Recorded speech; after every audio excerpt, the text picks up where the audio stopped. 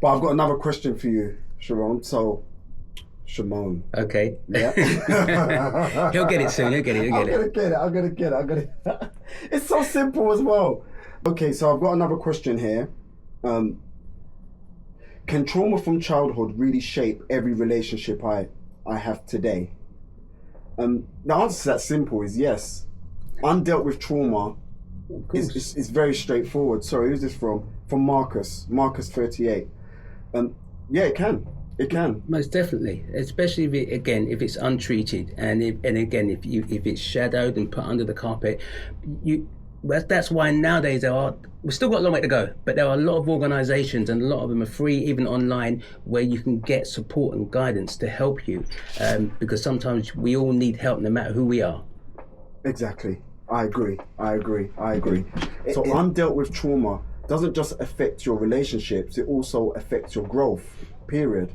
No, definitely so. I mean, when my nephew and my godson, to age 26, committed suicide and hung himself to end of life, and that was, I spoke to him the night before, and I know I'll be all right, fine. Next thing you know, he hung himself and he was gone. And for a year, I couldn't watch programs where I knew there might be anything to do with anything like that, because of the trigger. And thankfully I reached out to an amazing organisation called the Cruz Bereavement Care, and they are a free organisation, but they do take donations, and they helped me get through my trauma of losing a loved one, and as the kind of person that I am, or persona, with all the things I did in life, I still suffered a lot, but I reached out and they helped me. That's why now I can go on seminars, I can stand on platforms and talk about end of life and suicide ideation, and those people who are unfortunately have taken their life and lost life. In about 5 minutes. And because I got the help, it made me a better person to also to try and help others. So you've got to, even if it takes months, years, weeks, whatever, reach out to any organisation. And sometimes impartial people you don't know, are the best people to help you. Although sometimes family members can also help you, and friends, but reach out, please reach out. I appreciate that. Just a question concerning that, if you don't mind. Because I've had family members as well who commit suicide. I know you don't like that term. That's fine. Yeah. Did you pick up on the signs beforehand? Did you have a feeling, or did you notice anything beforehand, or did it kind of go over your head? You didn't see the signs? No, it's really strange, because the signs were there. Unfortunately, it wasn't in a great place, but for example, when we'd have conversations, even the night before, I'd said I'll come round and see you. No, it's fine, I'm going out tonight, but I'll be fine, I'll see you tomorrow. So when someone's got capacity, even though they're feeling low and they're an adult, there's very little you can do. You can be with them 24 hours a day. And that minute that you think, you know what, okay, right, you just say, I'll come and see you in an hour or half an hour. Mm-hmm. That could be when that person does what they do, And a lot of people that, unfortunately, that do end their life do not actually tell you when they're going to do it, if you know what I mean, So you can be with somebody, and we were aware of that he wasn't in a great place, but we could only go on by what he was telling us. We supported him as best we could. In hindsight, we could always go back and say, well, you know what, I should have gone round to his house that evening, regardless of him telling me he's going out. But then that doesn't mean he still would have been here today. Did you ever feel? Did you feel guilt or anything? Oh my gosh, yes. Yeah.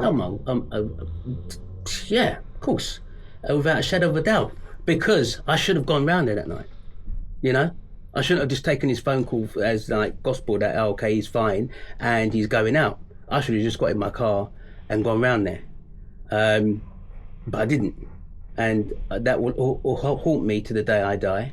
Unfortunately. And I say unfortunately, his younger sister and his only surviving sister found him.